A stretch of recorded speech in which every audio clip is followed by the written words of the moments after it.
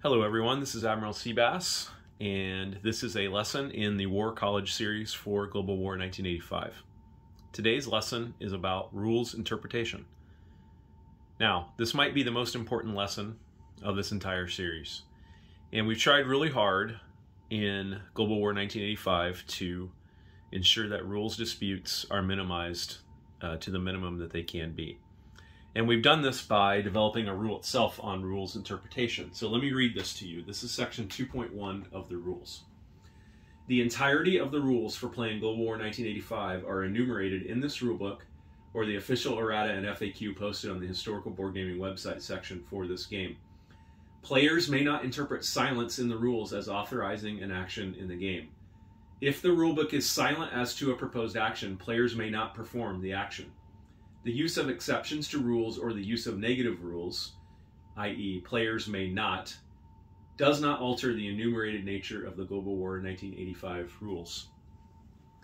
So to summarize, you can't do something in this game unless the rules authorize you to do it. And you may not use silence in the rules as authorizing an action. So let me give you an example here. So let's say NATO has an attack bomber here in Extremadura, which has an airbase, and the Soviet player has a nuclear attack sub out here in A39. Now let's say this is a real-life situation in the game, and the NATO player goes 1 to A40, 2 to A39, and says, I'm attacking the sub in A39. And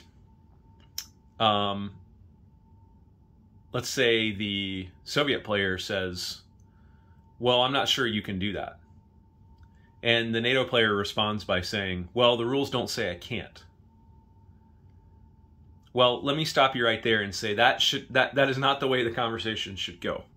That attack bomber cannot attack that sub unless the rules authorize it to do so. And I can assure you the rules do not authorize it to do so. That attack bomber does not have sub detection, which meaning it can't attack a sub defending alone. And it can't even pair with another unit that does have sub detection to attack a sub. So just because the rules say it can't, like you're not going to find anywhere in the rules that say attack bombers cannot attack subs defending alone, then you can't do this, and the NATO player cannot do this. And the NATO player cannot argue from silence that he may attack this sub. So phrases like, well, the rules don't say I can't, really shouldn't be used when discussing this game, because the rules themselves say you can only do what you're authorized to do. And we've even tried to minimize exceptions to the rule or explicit statements of something cannot do something, just because we don't want you to think that, or condition you as a reader of the rules to think that you can do something unless the rules say you can't. Now, we haven't been able to avoid that in every case, but we've tried really, really hard to do that. So don't argue from silence. Don't say things like, well, the rules don't say I can't. That's not okay in this game. And if everybody reads the rules and plays in that spirit, you'll really minimize rules disputes in the game.